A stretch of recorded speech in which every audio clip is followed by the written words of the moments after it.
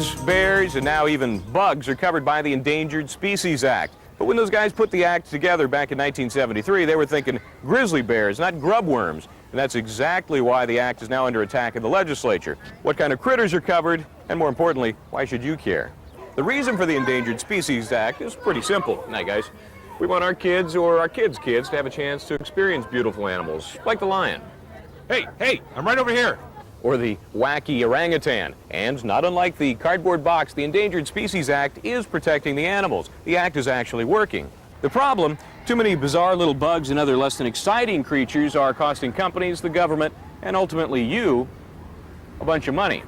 For example, a county hospital was forced to redraw building plans after the fruit fly was placed on the endangered list. Now, that 250-foot move to save the fly's homeland cost taxpayers $3.5 billion. That's an example of public or taxpayer cost caused by the act.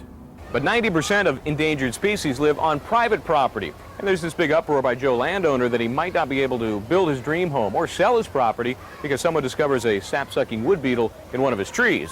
This battle between the need to protect our nation's creatures and the cost to you and me has forced the legislature to look at a few options. First, if you own less than 5 acres, the act won't apply to you. Narrow the focus of the act so it doesn't apply to virtually every living thing, or pay money to landowners who have to plan around the protected species. The Endangered Species Act will survive in some form. Understanding how it affects you, your tax dollars, and the world you live in will give you the legal edge. I'm attorney Michael James Bryant.